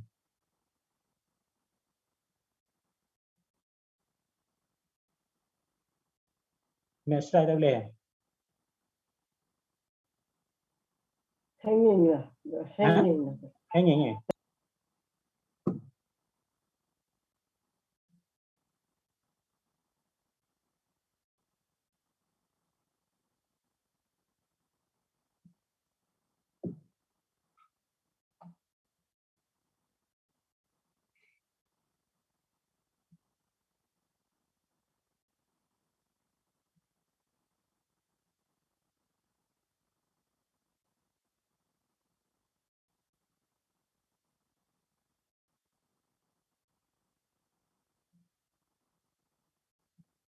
Tak boleh. Okey. Arahan pembendaraan 200.200.2A mengendaki bond pesanan sebanyak 5% daripada jumlah harga kontrak dikenakan bagi kontrak kerja yang melebihi RM200,000. Kontraktor adalah menggunakan bond pesanan sebelum sesuatu kontrak kerja dimulakan. Kan, mengikut pilihan pembendaraan bilangan 5 tahun 2009 atau PK 2.1, sekiranya kontraktor tidak menggunakan bond pesanan bagi kontrak kerja, kaedah wang jaminan pelaksanaan melalui JP adalah digunakan pakai. Jadi, permohonan audit, voucher bayaran bernombor, bernilai RM499,977.31 kepada syarikat X Trading untuk kerja-kerja membagi jalan rosak di jalan X, berarti tak ada potongan. Wang jaminan pelaksanaan telah dibuat. Bond pelaksanaan juga tidak dikeluarkan bersama voucher bayaran tersebut. Perkara ini bertentangan dengan syarat sebuah agama tersebut yang mengenai sebelum kontraktor memulakan kerja, pihak kontraktor telah mengumumkan bond pesanan sebanyak RM22,666.75 sen atau memilih untuk dikenakan wang jaminan pelaksanaan. Yang ini pun kalau EP macam mana? EP automatik ke ataupun sama? Boleh berlaku juga perkara ini, kan? dia kena kemukakan bond sebelum memulakan kerja kan, ataupun memilih untuk bond jaminan pelaksanaan. Betul tak? Boleh berlaku tak dalam sekitaran perolehan? Dia kalau tuan EP dia automatik dah kira lah. Maksudnya 200,000 ke atas dia akan sisa akan kira berapa persen lah. Ya, maksudnya bond pelaksanaan tu kalau dia tak kemukakan boleh terus juga. Ke macam mana? Dia akan sangkut tak boleh bayar nanti. Tak boleh bayar dia buat potongan wang jaminan pelaksanaan kan? Oh, tak pernah lagi yang apa Wang sebab jaminan masa tak boleh buat. SJKR dia buat. wang jaminan ni biasanya kerja saja. Betul. Tak pernah buat lagi lah yang ni. Okey. Okay, next. Arahan pembendaraan 202.2 mengatakan hak nilai perubahan dan kuasa melulus sesuatu arahan perubahan kerja. Okey, mengikut jadual satu arahan pembendaraan tersebut bagi harga asal kontrak tidak melebihi RM10 juta dan jumlah perubahan kerja terkumpul dicadangkan tidak melebihi. So sekarang ni bahagian latihan tak terlibat dengan kerja? Kalau di peringkat BPL terlibat untuk apa? Kami sebagai urus setia jawatan kuasa sebuah harga. Iaitu kami decide sajalah. Kalau di peringkat LKKM mereka adalah urus setia perolehan di mana uruskan iklan, lepas tu uruskan pembuka dan juga jawatan kuasa penilaian. Untuk kerja? Ya, maksudnya untuk kerja lah. So mereka akan kemukakan show lah mana-mana penyebut harga yang layak dan di BPL kami akan decide lah. Pilih mana-mana kontraktor yang berjaya. So maksudnya yang berkenaan dengan pentadbiran kontrak ini tak terlibat lah Pentadbiran kontrak untuk kerja semua di peringkat LKKM. Peringkat ILKKM? Ya. So ada tak yang pegawai dalam kursus ini yang terlibat? ILKKM ada? Semua terlibat, tuan. Oh, terlibat. Contohnya sebelum ni kami ada masalah di Batu Pahat di mana SST macam dia lambat kemukakan, lambat sign, lepas tu kerja pun lambat, lepas tu kami tamatkan kontrak lah. Dekat Batu Pahat. Di BPL yang tak terlibat dengan kerja? Kerja kami macam lebih kepada jawatan kuasa sebuah harga, kami decide saja lah. Dia macam lembaga tender lah, pilih syarikat. Okey. So ada berkenaan lah juga isu ni dengan peserta kursus Ya, berkenaan. Memang sangat berkenaan. Dan paling banyak isu adalah saya nampak kerja lah. Okey. Jadi mengikut jadual satu arahan pembendaraan tersebut bagi harga asal kontrak tidak melebihi 10 juta dan jumlah perubahan kerja terkumpul yang dicadangkan tidak melebihi 10%. Kan? Arahan perubahan kerja, jumlah perubahan kerja ni variation order lah. VO kan. Biasa kita sebut VO, perubahan kerja bunyi tak familiar kan. VO tidak boleh lebih daripada 10%. Maknanya kalau maksimum 10 juta, 1 juta lah boleh kan, tak boleh lebih. Tapi diluluskan oleh jawatankuasa yang diluluskan oleh pegawai penguasa kontrak. Kan dalam yang lain dengan RIA tu dalam hal yang lain kalau melebihi had perlu melibatkan pegawai ke SP lah. Kan kalau tidak mungkin melebihi 10% ke contohnya akan memerlukan kelulusan khas ketua setiausaha perbendaraan lah. Okey, jadi dalam kes ni kelulusan bagi arahan perubahan kerja untuk projek pembinaan jambatan di kampung X nombor kontrak X ni yang mana jumlah terkumpul perubahan kerja adalah RM861,898.40 iaitu 40% bagi harga asal kontrak. Banyak berjumlah RM2,148,750 yang sepatutnya diluluskan oleh ketua setiausaha perbendaraan lah. Kan pasal dah melebihi 10%, 40% dia punya arahan perubahan kerja. Jadi dia lulus juga. Kan dia lulus juga di peringkat jabatan. Jadi salah. Dari segi arahan pembendaraan 202.2. Okey, next. Puan, balik kepada soalan tadi, slide tadi. Dia kalau bawah 500,000 pun sama, 10% saja VO. VO tidak melebihi 10 juta. Kalau kerja kami biasanya bawah 500,000 di peringkat LKKM lah. So sama Kalau juga kalau perolehan kalau ikut ke arah penderaan ni dia terhad meliputi semua kontrak lah. Bagi semua aku rasa tidak melebihi 10 juta. okey. Okey. Dia pegawai penguasa maksudnya di peringkat LKKM ke atau macam mana? Pegawai penguasa kontrak biasanya dipanggil SO ke? Esok okey. Kan? SO kan? SO lah. Oh, okey. SO yang boleh hendaklah dia seorang satu kuasa yang diperkuasakan oleh SO lah maksudnya, bukan dia seorang. Jawatan kuasa. Jawatan kuasa. Dia bukan jawatan kuasa sebuah kan? Dia SO dia tak terlibat. SO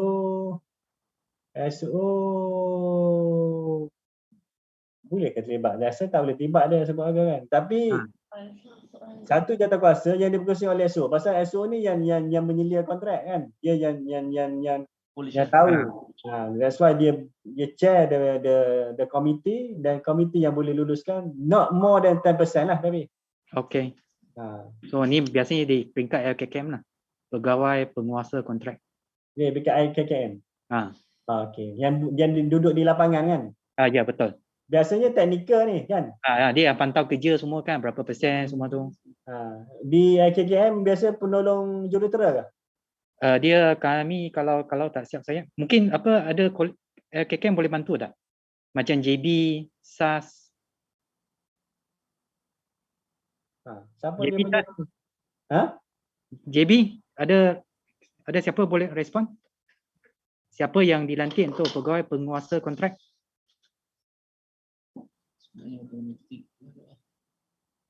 Biasanya automatik pengarah lah. Oh, pengarah? Ya. Okey.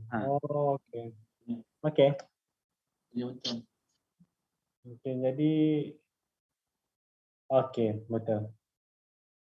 betul saya ni betul penguasa. Sebab tu ketua jabatan lah chair kan. Okey, next. Okey, PK 41.1 5B2 menyatakan belanjaan masa bagi kerja kontrak bernilai melebihi 200,000 hingga 500,000 dibenarkan tertakluk kepada kelulusan jawatan kuasa sebuah harga terlebih dahulu. Ini untuk EOT kan, as standard of time. Extension of time. Jawatan masa untuk kontrak 200,000 hingga 500,000 kelulusan jawatan sebuah harga. Jadi pemerhati audit mendapati kerja lewat siap dari tarikh sepatutnya siap. Bagaimanapun berarti dia tidak dapat mengesahkan dan jabatan masa telah dibuang oleh kontraktor serta diluluskan oleh jawatan sebuah harga. Jadi semakan mendapati tiada sebarang tindakan. Jadi kes yang kami temui, dia tak buat, kontraktor tak minta lanjutan masa. Dan kerja memang lewat siap. Tapi tiada tindakan, mana tak ada kena denda lewat bayar, lewat siap kerja ni, tindakan kepada kontraktor. Jadi ini pun satu isu lah. Maknanya patutnya dia boleh buat EOT kan. Kalau betul ada justifikasi, dia boleh diluluskan EOT. So tak perlu pun dibayar denda. Tapi kalau dalam kes ni dia tak buat EOT, permohonan EOT, maksudnya kena lewat siap lah. Kena denda lewat siap. Okay, next. Perlanjutan masa bagi kontrak kerja RM200,000 hingga RM500,000 dikenakan takluk kepada kuasa. Okey, yang ni bagaimanapun Pegililing 41 tidak menyebut mengenai kebenaran lanjutan masa bagi kontrak kerja bernilai di bawah RM200,000. Dia hanya sebut untuk RM200 hingga RM500,000. Kelulusan jawatan kuasa sebuah harga. Jadi telah memberi, bagaimanapun Jabatan X telah memberi kebenaran lanjutan masa kerja bagi 4 kontrak kerja menilai kurang daripada RM200,000. Kan, saya itu mengikut surat pemberian penerimaan sebuah harga, barang kelewatan akan dikenakan penalti. Bagaimanapun disebabkan kelulusan jawatan masa telah diberi, kemudian tidak dikenakan kepada kontrak terlibat. Ini pun dia bila ada peraturan ni, dia dah ambil kira kenapa dibenarkan RM200,000 hingga RM500,000 saja boleh buat EOT. Mungkin bawah RM200,000 ni kerja-kerja yang tak besar. So tiada keperluan untuk apa dia tuan? Kan, jadi sebab tu dia tak benarkan EOT di bawah RM200,000. kerja 200,000 ni dikira kecil lah, saya ingat. That's why dia tak ada berangkai dari jenis polyfophenate kepada jenis fabrik di Dewan Khusus, di Dewan Kuliah. Adakah ianya jatuh di bawah kategori bekalan atau kerja? Mohon pencerahan Tuan. Pergantian kursi berangkai ada jenis. Yang ni kalau penggantian maksudnya melibatkan kerusi baru kan. Maksudnya bekalan lah. Walaupun dia prinsip dia untuk mudah cam sama ada dia jatuh bawah bekalan. Oh, bekalan atau kerja maksud dia. Okey. Bekalan atau kerja. Penggantian dia kalau ikut prinsip treasury, tak silap saya, dia tengok portion mana yang banyak. Kalau amount harga kursi tu lebih tinggi daripada upah, maksudnya bekalan. Kalau upah tu lebih tinggi daripada harga kursi, dia bawah kerja. Nah, itulah saya difahamkan oleh pihak treasury dulu. Dia tengok pada portion. Bila dia berlaku macam ni, dia kan pasal nama kerja dia penggantian, nama. Tapi itulah tajuk dia pun dah kerja penggantian tu. Tapi untuk menjelaskan dia macam tu. Mana lebih tinggi amount dia? Bekalan kursi ke atau upah menggantikan tu? Kalau dia bekalan harga kursi tu lebih mahal, sebenarnya dia bekalan.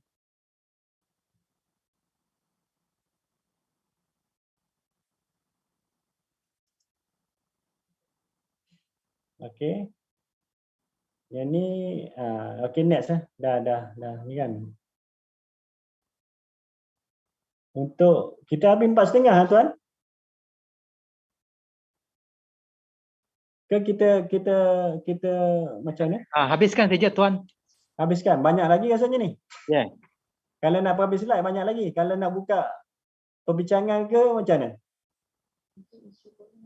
Sebab yang ni audit tu. Atau apa sikit lagi lah. Sikit lagi. Okey. Jadi pengiriman berkendaraan PK41 peringkat 15B2 berkaitan pelajaran masa kerja 200,000 hingga 500,000.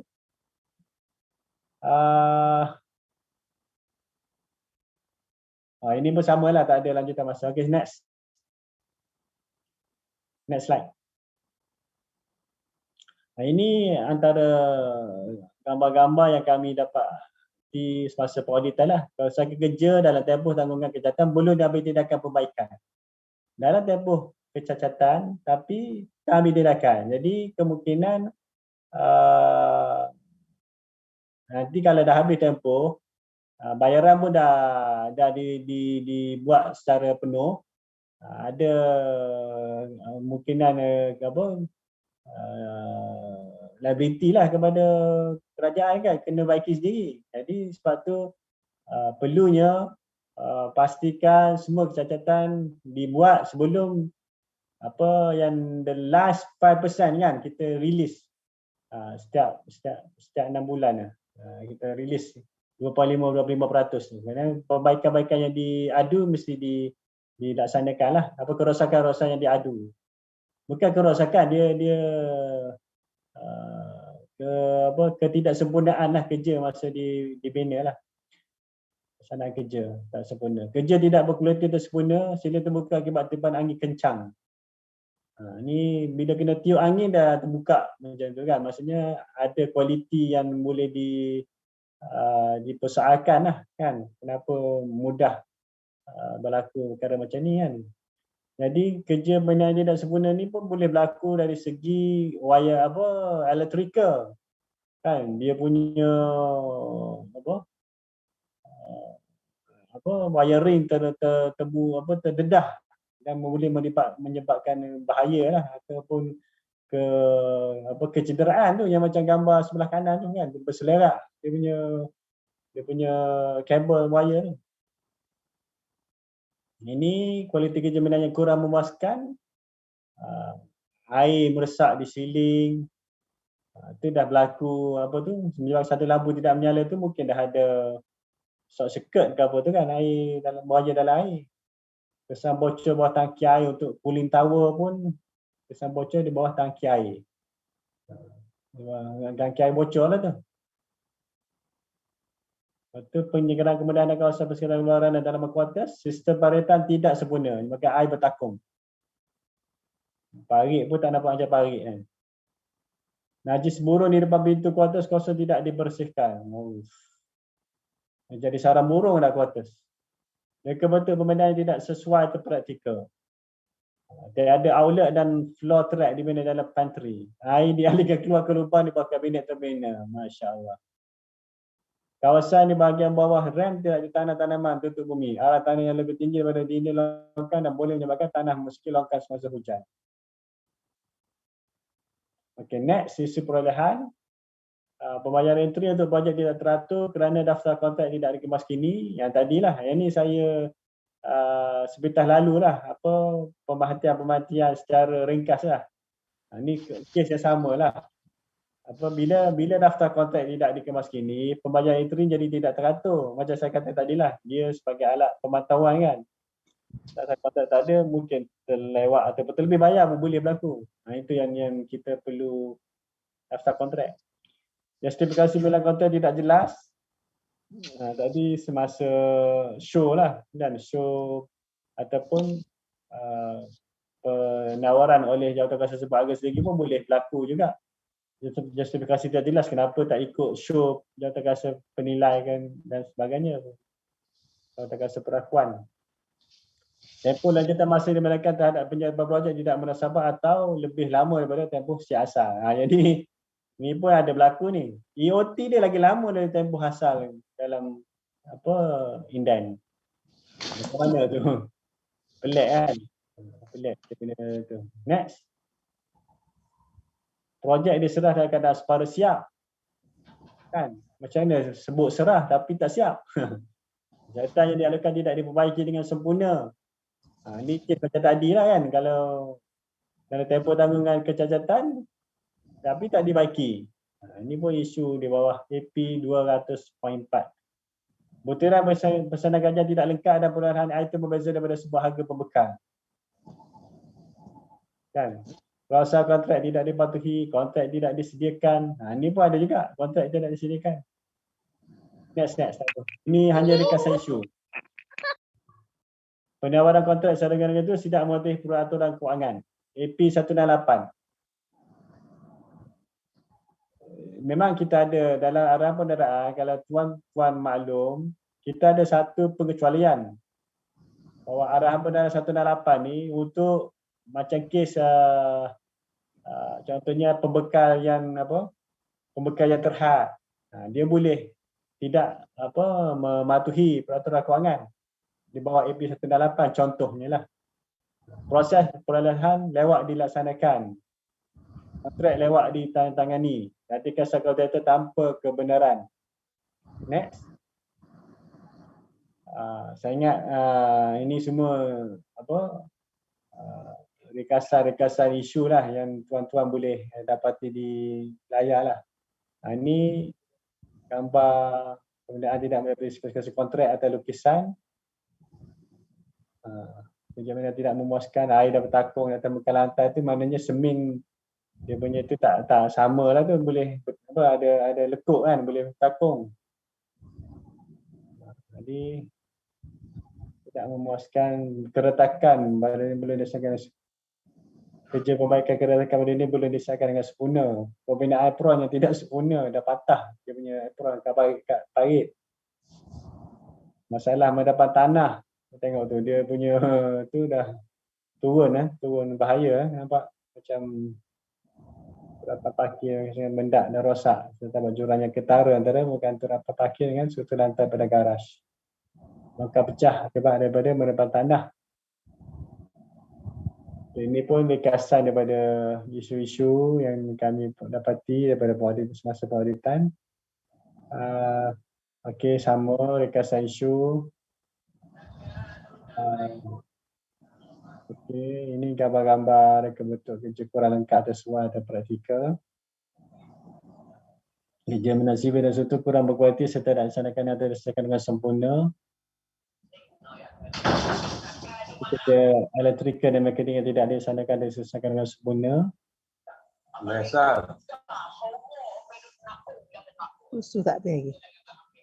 Kerja makan serta kasukan boleh diambil tindakan. Ini pun dekasan daripada pematian. Dekasan daripada pematian audit.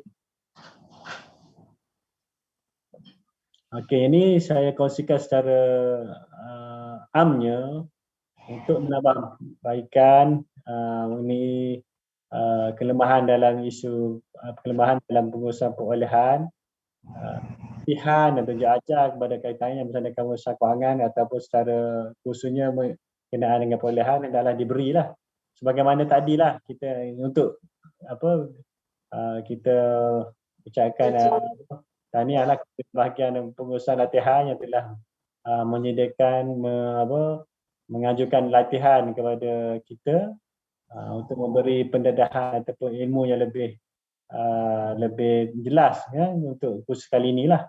Ini pun satu tindakan yang baiklah untuk penambahbaikan pengurusan kewangan kita. Khususnya kajian yang terlibat dengan pengurusan kewangan yang telah dipandu kepada manual prosedur kerja atau My Portfolio lah. Sekarang ni kan dulu File Manager dan mematuhi peraturan dan panduan. Satu lagi yang tidak kurang pentingnya penyelidikan kerja lah.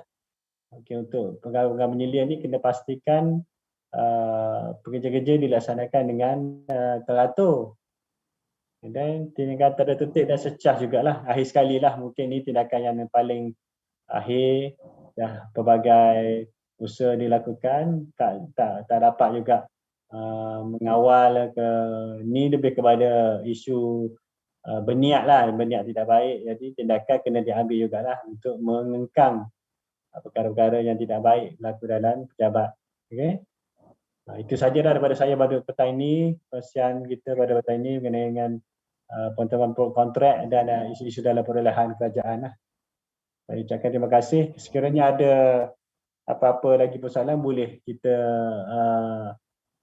bincang untuk mungkin dalam masa beberapa minit lagi, dan kalau sekiranya tidak, saya rasa itu sajalah untuk petang ini.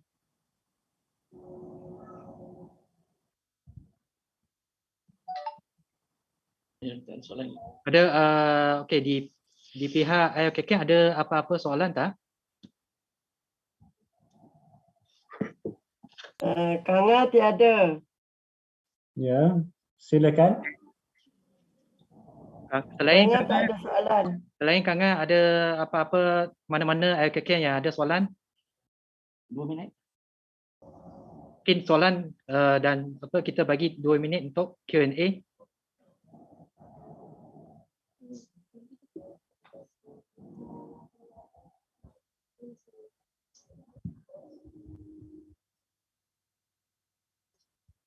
Pandai ni.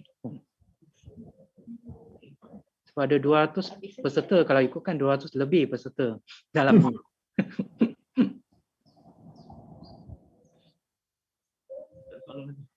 Ada message? Tak ada Okey, kalau tak ada, okey. Untuk Q&A kami tutup saja Q&A. Okey, okey. Okey, peserta perlu isi borang penilaian khusus Boleh capai melalui Google Form yang Rustia hantarlah dalam apa message. Saya rasa itulah penunjung untuk khusus pada petang ini. Pihak Rustia ingin ucapkan ribuan terima kasih kepada Encik Muhammad Rizwan daripada Cawangan Audit Dalam yang telah memberikan ceramah tajuk pemantauan kontrak dan isu-isu dalam perolehan kerajaan. Okay, seterusnya saya serahkan kepada Encik Rambi bin Hashim untuk iaitu Ketua Penolong Setia Usaha Kanan, iaitu Bawah Unit Kewangan dan Pembangunan BPL, untuk ucap bagi sepatah dua kata. Assalamualaikum dan salam sejahtera kepada semua pengarah dan semua yang hadir khusus pada hari ini. Ucapan terima kasih diberikan kepada penceramah kita pada hari ini. Ya. Encik Muhammad Rizwan bin Zakaria, cawangan dalam, terima kasih banyak kerana memberikan ceramah yang sangat memberi insight information kepada kita, terutama maklumat-maklumat mengenai isu-isu perolehan yang berkaitan. Sebenarnya hari ini khusus 2 hari ini adalah arahan yang diterima direct pada mantan SUB bahagian pengurusan latihan sebelum beliau bertukar. Tajuknya memang ini yang beliau minta, jadi ini yang kita laksanakan. Seperti yang semua ahli kursus hari ini sedia maklum. Kursus ini kita adakan setiap tahun, cuma berbeza-beza tajuk mengikut skop yang kita rasakan perlu dari semasa ke semasa. So maknanya ini bukan yang terakhirlah kita akan ada kursus. Tahun depan kita akan buat lagi kursus perolehan. Coming from CEP, we need to check the computer. You can do it later. I'm Okay. Tomorrow can answer. Yes. Okay, thank you, sir. Thank you. Morning apa? Good morning. Okay. Thank you, sir. What time you are finish? Today. Sedia maklum, kita akan adakan kursus untuk tahun Finish depan lah. mungkin melibatkan orang yang sama. Betul, Masa yang sama juga kita akan mengadakan kursus keuangan. Mungkin juga sebahagian orang yang hadir hari ini akan terlibat sama dengan kursus keuangan nanti. Kita akan jangka akan adakan selepas raya lah. Sama ada hujung bulan 5 atau hujung bulan 6. Selain daripada itu, saya ingin mengucap setinggi-tinggi terima kasih kepada semua yang hadir hari ini kerana sanggup meluangkan masa. Untuk makluman penceramah juga, isu-isu yang dibangkitkan hari ini kami akan edarkan kepada semua pengarah kolej lah. Walaupun saya lihat mungkin tidak melibatkan kami isu-isu ini, tetapi adalah bagus juga untuk dikongsikan, untuk dijadikan panduan supaya ia kekal tidak berlaku lah. Terima kasih kerana pengucapan tersebut. Itu sahaja daripada saya. Saya ingat kita boleh tutuplah kita punya kursus pada hari ini. Tahniah kerana telah berjaya menambahkan kursus. Kepada yang hadir, kita akan keluarkan sijil. Sekian, terima kasih. Assalamualaikum. Salam sejahtera. Waalaikumsalam. Terima kasih. Terima kasih Tuan. Terima kasih semua. Okay, terima kasih ya. Assalamualaikum. Assalamualaikum. Terima kasih tuan. Assalamualaikum. Okay, terima kasih.